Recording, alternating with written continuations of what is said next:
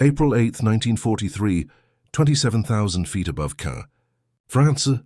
The oxygen mask barely concealed Oberleutnant Ralph Hermekens' grin as he watched the awkward shapes climbing slowly toward his formation through the crystal canopy of his Focke-Wulf 190A5. The seasoned ace of Jagdgeschwader 26 studied the American fighters making their first appearance over occupied Europe. "They've sent us flying milk bottles," he joked over the radio to his wingman, laughing at the sight of the oversized Republic P-47 Thunderbolts struggling for altitude. Below, 16 P-47C Thunderbolts from the 4th Fighter Group pushed upward in tight formation. Their 2,000 horsepower Pratt & Whitney R2800 double Wasp engines, laboring under their 7-ton weight. To German pilots accustomed to sleek Spitfires or nimble Soviet designs, the Americans' bulky machines seemed ridiculous. Barrel-shaped fuselages with oversized canopies, stubby wings, and propellers far larger than anything in the Luftwaffe arsenal. What Hermekens didn't realize, what none of the German pilots circling above could have guessed, was that they were witnessing the arrival of the aircraft that would eventually dismantle the Luftwaffe's fighter arm. Within 18 months, these milk bottles would evolve from a laughingstock into a nightmare. Their .850 caliber Browning machine guns would produce one of the most feared sounds in the European skies. The destructive math was already present in those broad wings. 3,400 rounds of ammunition, firing at a combined rate of 6,000 per minute, enough concentrated firepower to cut a Messerschmitt in half in under 2 seconds. The shift began that April morning when Major Donald Blakesley, commander of the 335th Fighter Squadron, spotted the German formation preparing to strike. A former Eagle Squadron veteran who had flown Spitfires with the RAF, Blakesley understood what many of his men did not. Surviving in the P-47 meant forgetting old tactics. The Thunderbolt was a complete departure from conventional fighter design, while the Germans refined light interceptors, optimized for climbing and turning. Republic Aviation produced something entirely new, a high-altitude powerhouse that relied on weight, speed, and overwhelming firepower to change the rules of aerial combat. Among the 56 American pilots flying over France that day were men who would later become legends. But in April 1943, they were newcomers in an unproven aircraft, facing the world's most experienced air force. The Germans had been at war since 1939, veterans of campaigns in Poland, France, Britain, and Russia. The Americans had 0 combat days. This is the story of how mass production and industrial design triumphed over tactical experience, how numbers and technology turned the tide, and how German amusement turned into dread when they felt the destructive force of synchronized Brownings at 400 yards. The P-47 Thunderbolt was born in crisis. In June 1940, as German fighters swept across France, Alexander Kartveli, Republic Aviation's Georgian-born chief designer, received urgent orders from the U.S. Army Air Corps, build a high-altitude interceptor that could match the Luftwaffe's best. What Kartveli produced instead was a giant that redefined fighter aircraft. "It will be a dinosaur," he admitted to his team, but a dinosaur with good proportions. The XP-47B prototype, which first flew on May 6, 1941, stunned onlookers. At 9,900 pounds empty, it was 65% heavier than its predecessor, the P-43 Lancer. Its enormous turbo-supercharger system, with ducts running through the fuselage, gave it an ungainly look that earned comparisons to a bloated machine. Test pilots approaching it for the first time often asked the same question: does this thing actually fly? It did, and at altitude it flew like nothing else. Its Pratt & Whitney R2800 double Wasp engine, producing 2,000 horsepower, could deliver full power at 27,000 feet, where German aircraft struggled for oxygen. Exhaust-driven turbo-superchargers gave the Thunderbolt's sea-level performance in thin air, where others faltered. Not everyone was impressed at first. Major Hubert Hub Zemke, commander of the 56th Fighter Group training in Connecticut, initially disliked the aircraft. Between September 1942 and January 1943, his group lost 18 pilots and 41 aircraft in training. The P-47 was unforgiving. It ground-looped on landing, torque rolled on takeoff, and dove so fast that shockwaves froze the controls. A dangerous phenomenon pilots soon learned was compressibility, but those who mastered it found raw power. Lieutenant Robert Johnson, an Oklahoma farm boy who would later become one of America's top aces with 27 victories, described his first flight simply, "It was like strapping yourself to a locomotive. The power was unbelievable. You didn't fly it, you aimed it." Early combat in April and May 1943 seemed to confirm German confidence. The P-47 could not turn with the Focke-Wulf 190, could not climb with the Messerschmitt 109, and lacked agility at medium altitudes. Luftwaffe pilots quickly developed tactics to exploit these weaknesses, attacking from below or forcing turning engagements. Josef Pips Priller, commander of Jagdgeschwader 26, dismissed the Thunderbolt after his first encounter. "The new American fighter is meat for the slaughter. It flies like a truck, turns like a freight train, and climbs like a cow." Our boys call them fat targets pretending to be warriors. The statistics supported German confidence. In their first month of combat, U.S. fighter groups lost 14 Thunderbolts for only 3 confirmed victories. RAF pilots observing from Spitfires privately suggested the Americans reconsider their choice. Some joked that the P-47's best evasive move was to unstrap and run around its roomy cockpit. But something was happening that German intelligence failed to notice. P-47s were absorbing staggering damage before going down. One aircraft returned from a May 4th mission with 21 cannon hits and more than 100 machine gun strikes, damage that would have destroyed a Messerschmitt or Spitfire. The rugged radial engine, lacking a fragile coolant system, withstood hits that would have crippled a liquid-cooled design. And when the Thunderbolt did hit back, the results were devastating. Its 8-gun battery created a lethal convergence zone. Unlike earlier fighters limited by rifle-caliber guns or low-ammo cannons, the P-47 could fire continuously for more than 30 seconds, an eternity in air combat. The encounter that began shifting German opinion came on June 26, 1943. Over Le Mans, France, 2nd Lieutenant Robert Hess Johnson of the 61st Fighter Squadron was returning from escort duty with 48 P-47s when they were ambushed by 16 Focke-Wulf 190s, led by Hauptmann Wilhelm Ferdinand Galland, younger brother of Adolf Galland. The Germans executed a flawless attack from the sun. Johnson's Thunderbolt, flying at the rear, was caught in concentrated fire within seconds. His aircraft was ripped apart. 20mm shells exploded across the fuselage. The canopy shattered. Hydraulic fluid filled the cockpit. Hand fire broke out behind the panel. Johnson, wounded by shrapnel and bullets, tried to bail out, but the canopy was jammed, welded shut by an exploding shell.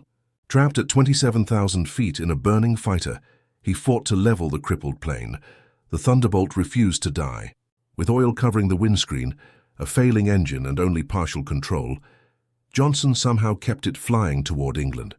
Then came another test.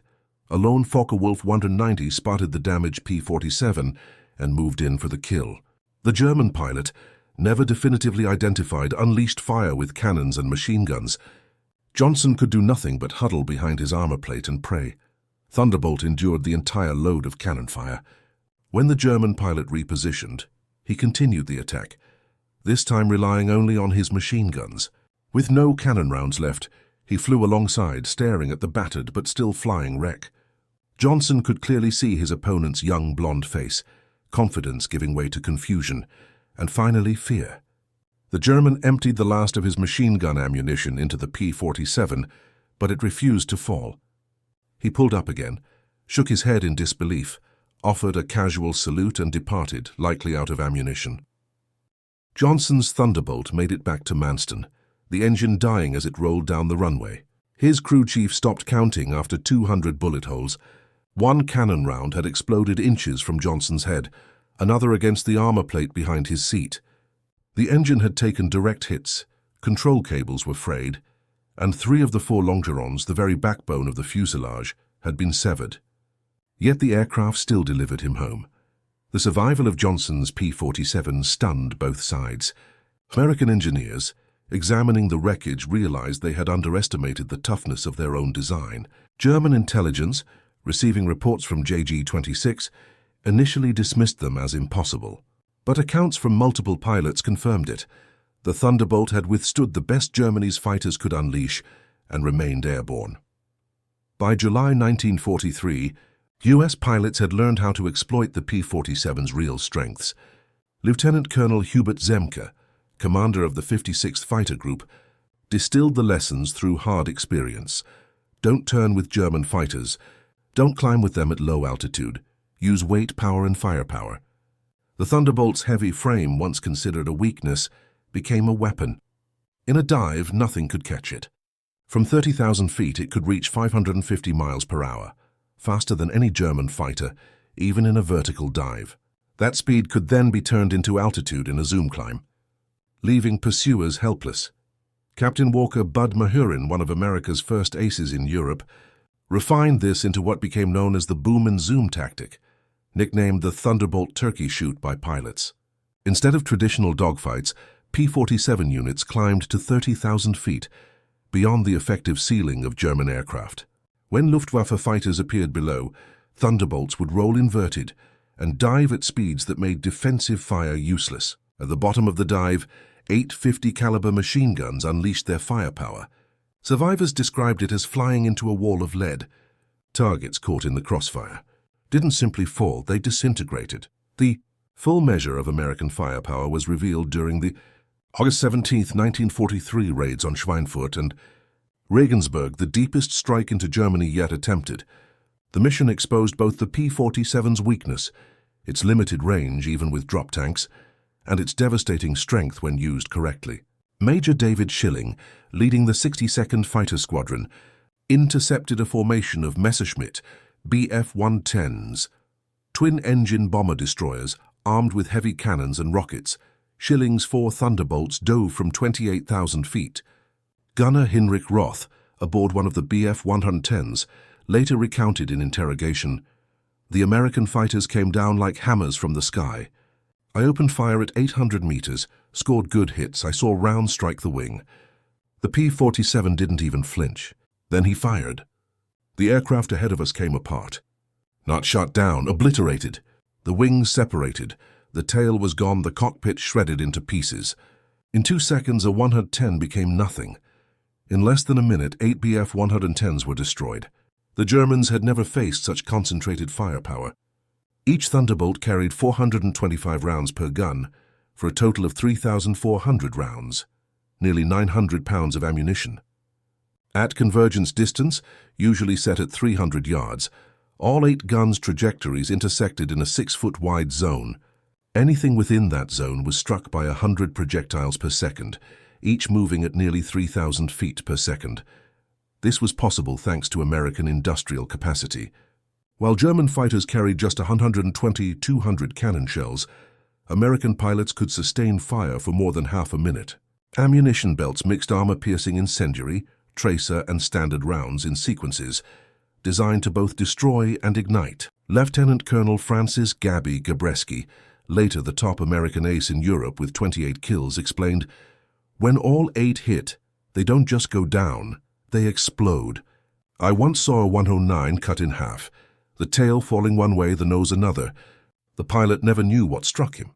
By September 1943, the Luftwaffe was facing another grim reality. The P-47's performance only improved with altitude, while German fighters faltered.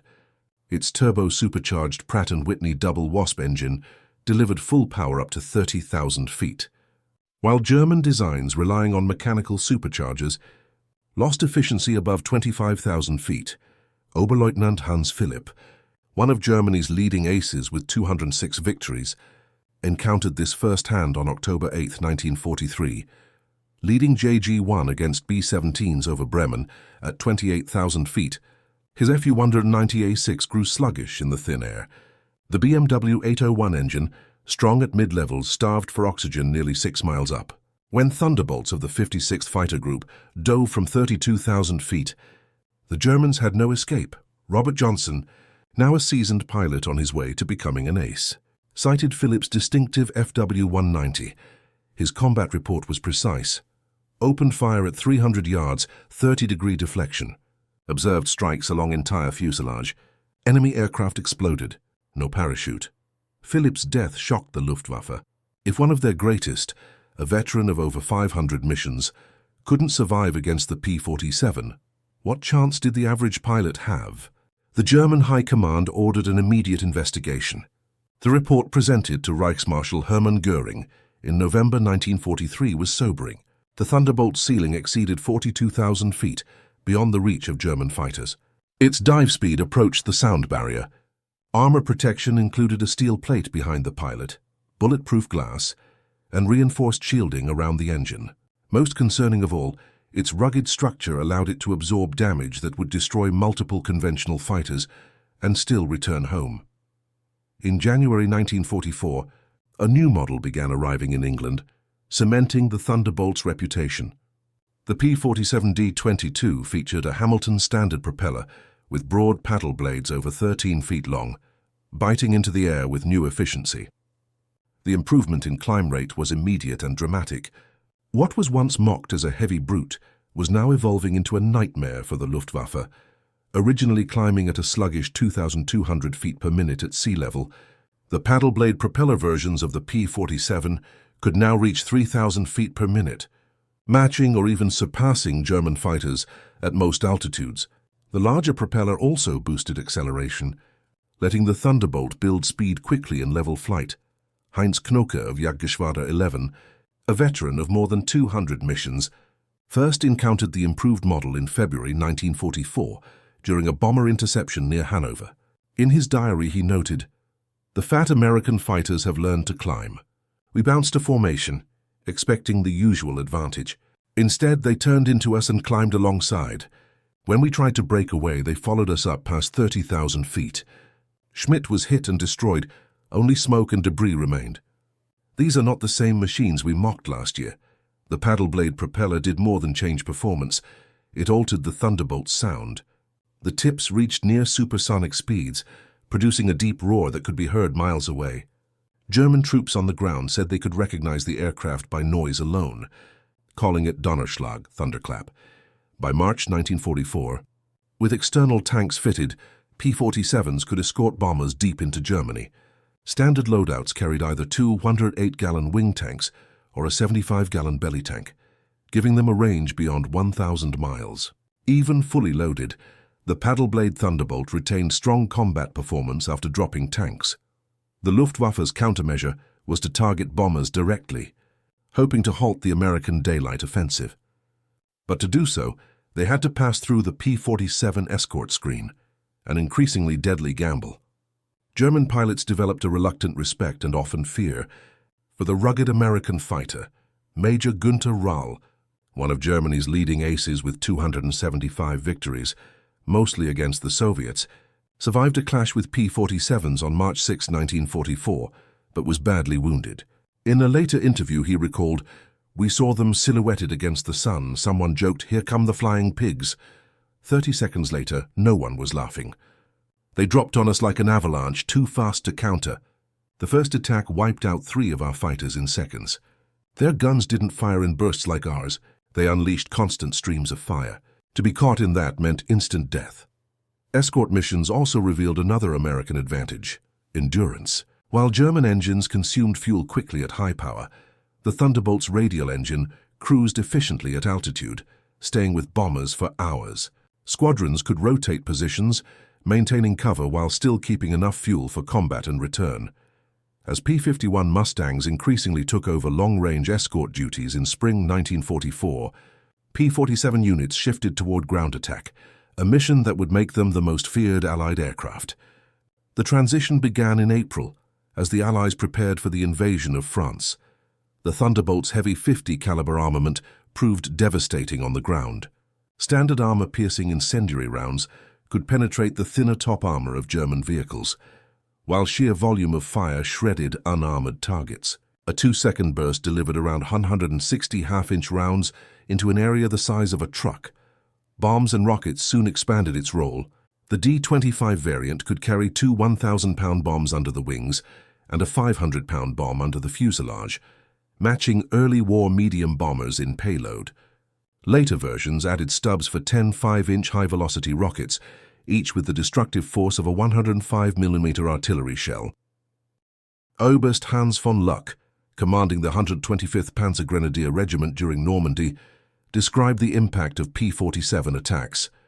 They came in so low you could see the pilots' faces, engines roaring, rockets shrieking, then the hammering of machine guns. One column of trucks simply vanished, 20 vehicles reduced to flames in one pass. The effect on the men was severe.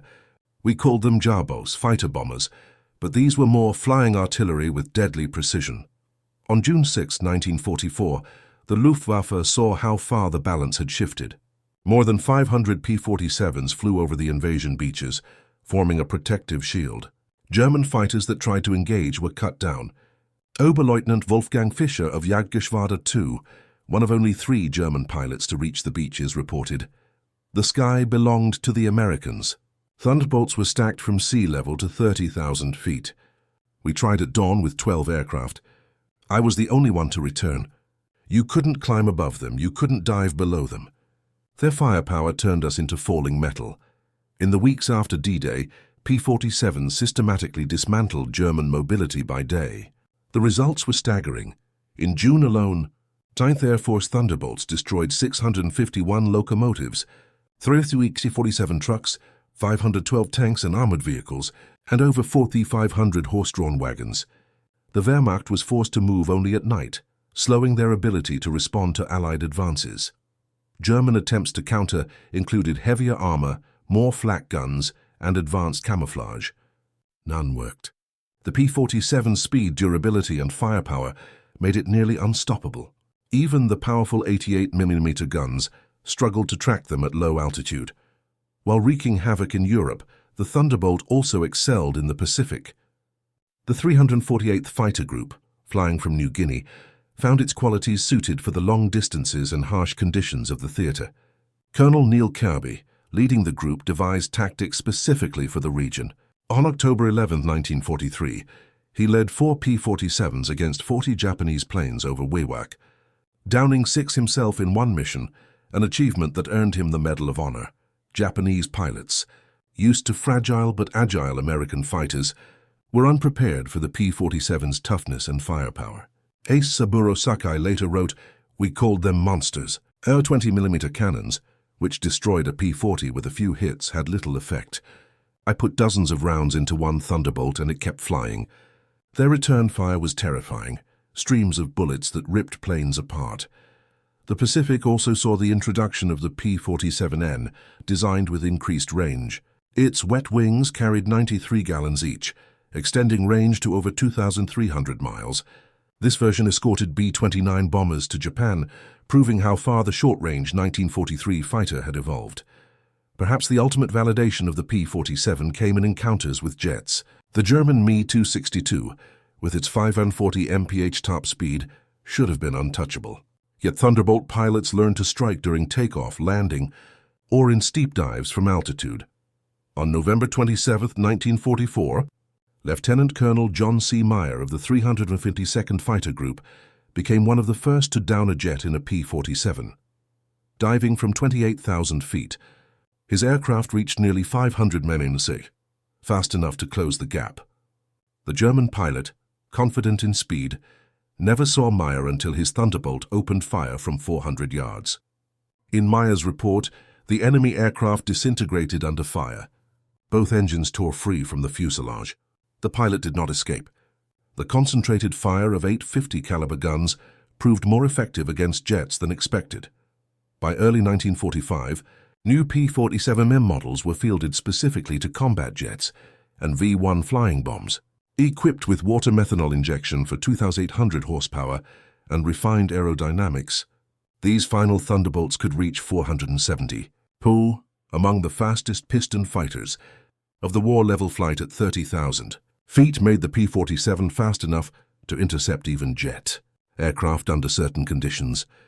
In March 1945, Major George Bostwick, commander of the 63rd Fighter Squadron, downed 2 Me-262 jets while flying his Thunderbolt. His after-action report stressed firepower over speed. The jets were faster, but they couldn't maneuver well and couldn't withstand damage. A concentrated burst from American guns tore them apart. Since German jets had to slow to attack bombers, that's when P-47s caught them. A striking display of U.S. industrial strength came during Operation Bodenplatte, the Luftwaffe's desperate strike against Allied air power on January 1, 1945. Nearly 900 German fighters, including their most experienced pilots, launched surprise raids on airfields across Belgium and the Netherlands. At Y-34 airfield near Metz, home of the 365th Fighter Group's P-47s, the assault initially worked. German aircraft destroyed 22 Thunderbolts on the ground, along with several others. A captured German pilot, pointing to the wreckage, mocked the Americans. "What do you think of that?" Major George Brooking's reply became legendary across the 9th Air Force. Gesturing toward ground crews already clearing debris and preparing new stands, he said, "Tomorrow we'll have 40 new planes. How long will it take you to replace your pilots?" The German smirk vanished. Within 2 days, brand new P-47 D-40s, flown from England, filled the airfield. The Luftwaffe lost 271 aircraft and 213 pilots in the operation, many of them instructors and squadron leaders who could not be replaced. The Americans lost 134 aircraft across all targeted airfields, but everyone was replaced within a week. The numbers told the story of inevitable defeat.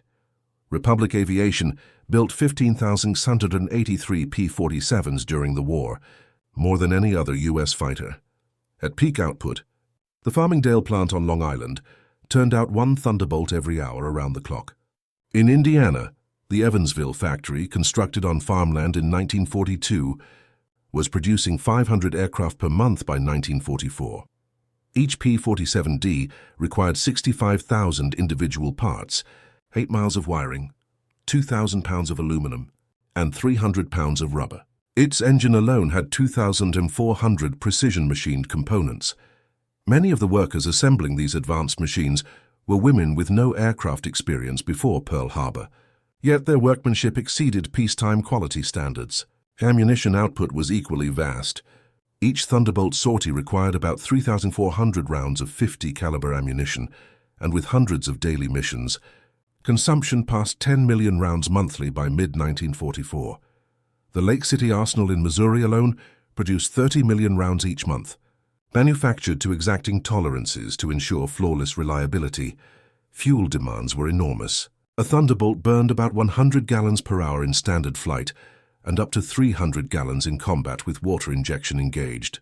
By late 1944, the 9th Air Force alone consumed more than 25 million gallons of aviation fuel per month, shipped across the Atlantic in tankers. Themselves products of mass production, equally important was pilot training. By 1944, the U.S. graduated 30,000 pilots annually from advanced schools, more than Germany trained in the entire war. Each P-47 pilot had at least 400 hours of flying, including 100 in advanced fighters. By contrast, many German pilots in the final year entered combat with under 100 total flight hours. The difference was clear in battle. American pilots arrived proficient in formation flying, instrument navigation, gunnery and tactical maneuvers. They had practiced against captured German aircraft and studied their weaknesses. They knew their machines in detail, training with manuals their German counterparts never received. Lieutenant Eugene Roberts, who arrived in England in September 1944, illustrated this advantage. He logged 420 hours before combat, including 75 in the P-47. He had practiced deflection shooting, fired on towed targets, and reviewed gun camera footage from real engagements. On his first mission, he knew exactly how to react.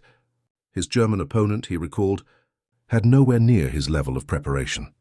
In March 1945, Oberstleutnant Josef Priller, who had once dismissed Thunderbolts as pregnant cows, told German propagandists, off the record, that the P-47 was the best fighter bomber ever built. He praised its unmatched firepower, its reliable guns, its ability to carry bombs and rockets, and its durability in combat. But most of all, he admitted, it represented America's industrial power. They lose 10, they build 20. We lose 1, it's gone forever. Their pilots are better trained. They have endless fuel, ammunition, and parts. We have only courage, and courage without resources is just postponed defeat. By April 1945, the Luftwaffe existed mostly on paper. Fuel shortages grounded most aircraft, Experienced pilots were gone and airfields were shattered. Even when they flew, German pilots faced impossible odds. P-47 formations controlled the skies from ground level to 40,000 feet. Feldwebel Klaus Bretschneider, one of the last German pilots trained in 1945, flew a single combat mission before the war ended. Over Leipzig, he encountered 4 Thunderbolts diving from above.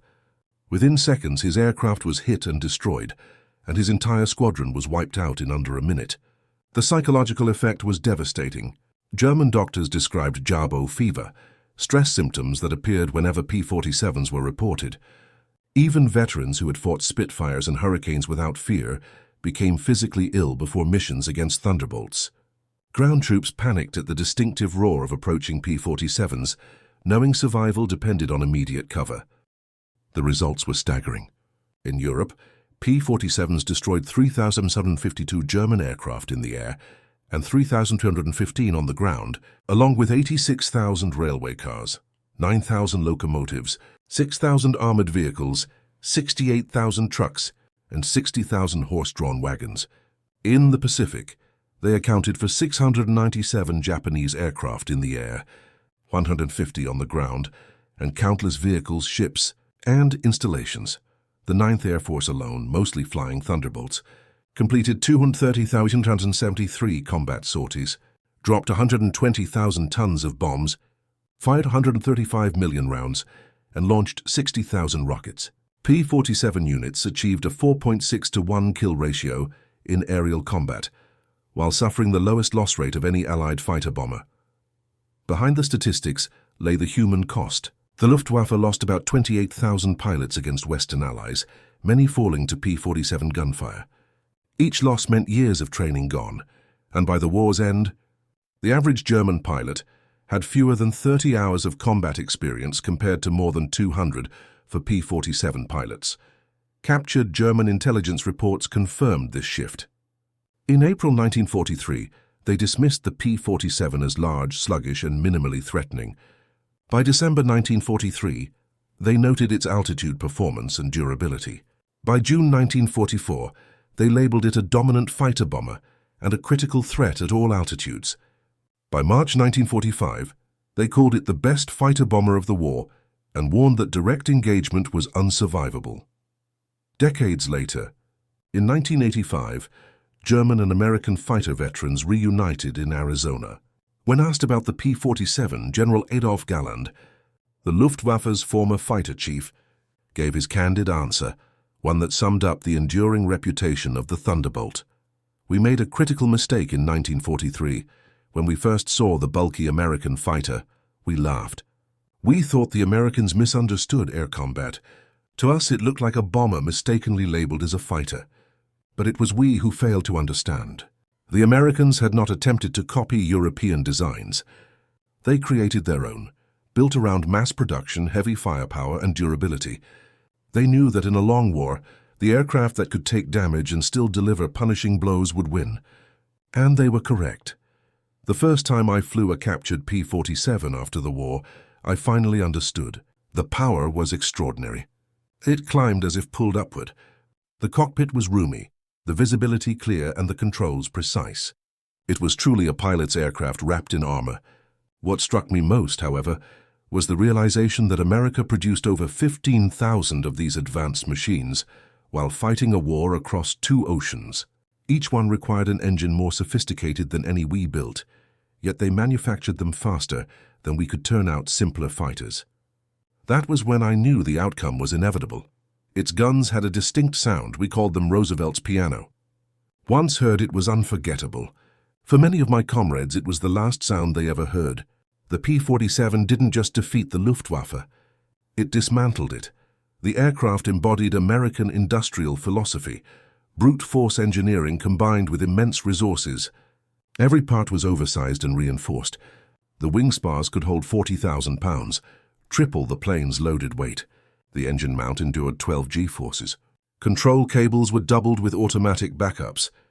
Even the ammunition system was remarkable.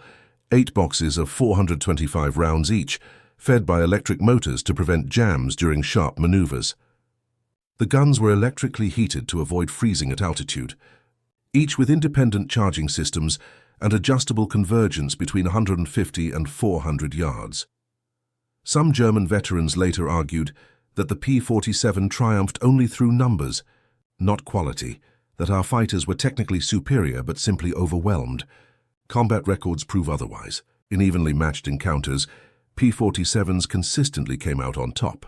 Its heavy machine guns, often dismissed as inferior to cannons, proved more effective in real engagements. Gun camera footage revealed why. Cannon shells, while devastating, required precise hits and carried limited ammunition, usually 120 to 200 rounds. The P-47's 8 guns created a dense stream of fire that guaranteed strikes even without perfect aim. A 2-second burst often delivered 20 hits on a fighter-sized target, ensuring destruction. The ammunition itself was superior. American 50-caliber armor-piercing incendiary rounds used a delayed fuse penetrating before exploding. The incendiary mix burned at 3,000 degrees Celsius, hot enough to ignite aluminum airframes. German 20mm shells, though heavier, often detonated on contact, causing dramatic but not always fatal damage. The P-47 Thunderbolt remains the heaviest single-engine piston fighter ever mass-produced. Its empty weight of 10,000 pounds exceeded the full weight of some twin-engine planes. Its engine produced more power than bomber groups from the previous war, and its weapons delivered the firepower of an infantry unit. Yet it was built in massive numbers, flown by pilots barely out of school, and serviced in combat by mechanics trained in only weeks. German opinion shifted rapidly. Within 2 years, the flying milk bottle had gone from a source of mockery to the most feared aircraft the Luftwaffe encountered. Veterans who had faced Spitfires, Hurricanes, and Soviet Yaks without fear later spoke of P-47s with quiet respect decades after the war. At the United States Air Force Museum in Dayton, Ohio, a restored P-47D sits among other legendary fighters. Its placard lists technical details and victories, but the truer story lies nearby, in a small display of spent 50-caliber shells and a gun camera strip capturing a Focke-Wulf 190 breaking apart under fire. Beneath it is a German pilot's words from a 1945 interrogation. "We laughed when we first saw them, fat, awkward American fighters that couldn't turn, couldn't climb, couldn't fight. We stopped laughing when we realized they didn't need to. They just pointed those guns and you ceased to exist." The laughter died with our comrades. The P-47 entered the war mocked, but ended it as a weapon of devastation. In between 8 synchronized Browning machine guns, reshaped air combat, and buried the Luftwaffe under relentless fire. German pilots laughed at the ungainly Thunderbolt in April 1943. By May 1945, there were none left to laugh. The thunder had spoken, and the skies belonged to America.